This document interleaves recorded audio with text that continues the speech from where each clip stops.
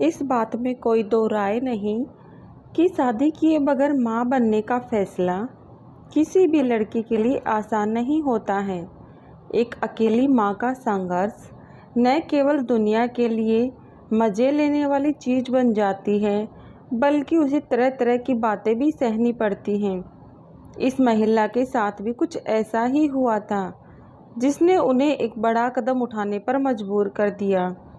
किसी ने ठीक कहा है कि कभी कभार अच्छे चलने वाले रिश्ते में भी बिना बताए ऐसे मोड़ आ जाते हैं जो न केवल आपको पूरी तरह तबाह कर सकते हैं, बल्कि इसके बाद आपकी ज़िंदगी में कुछ नहीं बचता। मेरे साथ भी कुछ ऐसा ही हुआ। दरअसल मैं लंबे समय से एक लड़के के साथ रिश्ते में थी। हम दोनों साथ में काफ़ी खुश थे। हमारे रिश्ते में भी सब कुछ सही चल रहा था कि अचानक मेरी गलतियों ने मुझे बर्बाद कर दिया। मैं शुरू से ही एक सफल और स्वतंत्र और आज़ाद ख्यालों वाली महिला रही हूँ। मैंने अपने जीवन में वही किया जिससे मुझे खुशी मिली।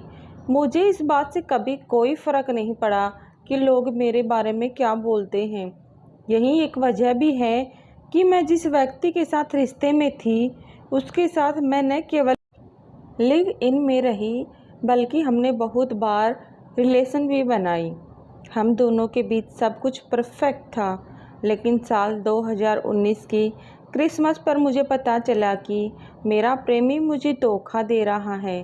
दरअसल क्रिसमस पर हमने अपने घर पर एक पार्टी का आयोजन किया था, जिसके लिए मैंने खास तैयारी भी की थी।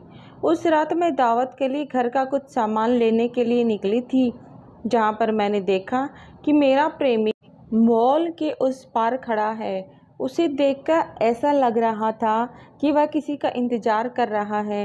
तभी एक महिला अपनी कार से उतरी और उसने मेरे बॉयफ्रेंड को गले लगा लिया। उसके बाद वह उस महिला की कार में बैठ गया और दोनों साथ में आगे बढ़ गए। अपने प्रेमी को उस महिला के साथ देखकर मैं काफ़ी गुस्से में थी। इतने ही मेरे फ़ोन पर उसका मैसेज आया। उसने लिखा था कि उसे घर आने में थोड़ी देर हो जाएगी। मेरे लिए यह पल ऐसा था जिसने मुझे पूरी तरह तोड़ कर रख दिया था। मैं यह सोचने पर मजबूर हो गई कि वह हमारे 4 साल पुराने रिश्ते को कैसे धोखा दे सकता है। मैं अपने घर वापस लौटी। मैंने पार्टी की तैयारी की। थोड़ी देर बाद वह भी घर लौट आया। वह ऐसे बर्ताव कर रहा था जैसे कि कुछ नहीं हुआ हो। इस दौरान मैंने भी उसे कुछ नहीं बताया था। ऐसा इसलिए क्योंकि मैंने अपने सभी दोस्तों के जाने का इंतज़ार किया। पार्टी ख़त्म होने के बाद मैंने उससे उस महिला के बारे में पूछा। उसने मेरे सामने अपने बेवफाई कबूल की। उसने मुझे बताया कि पिछले कई महीनों से वह दोनों एक रिश्ते में थे। वह उस महिला से अपने जिम में मिला था। उसकी इन सभी बातों ने मुझे रिश्ता ख़त्म करने पर मजबूर कर दिया था। उस रात हम दोनों अलग अलग कमरे में सोए। उसे बिना बताए अगले दिन मैं अपने घर के लिए निकल पड़ी। हम दोनों को अलग हुए 1 महीना हो गया था। वह लगातार ही चीज़ों को ठीक करने की कोशिश कर रहा था, लेकिन मैंने अपना मन बना लिया था। इसी बीच मुझे अपनी गर्भावस्था का पता चला। दरअसल मैं गर्भवती थी। मैंने अपने पीरियड्स मिस कर दिए थे, जिनका मुझे कोई अंदाज़ा भी नहीं था। अपनी प्रेगनेंसी का पता चलने पर मैं काफ़ी परेशान हो गई थी। मुझे कुछ भी समझ नहीं आ रहा था कि मुझे क्या करना चाहिए। हालांकि इस दौरान मैं गर्भपात के बारे में बिल्कुल नहीं सोच रही थी। मैं अपने बच्चे को रखना चाहती थी। मैं अच्छे से जानती थी कि परिवार वाले कभी भी मेरे इस फैसले का समर्थन नहीं करेंगे, लेकिन इस बार मुझे पूरी तरह उनके समर्थन की ज़रूरत थी। मैंने अपने माता पिता को अपने प्रेग्नेंट होने के बारे में बताया।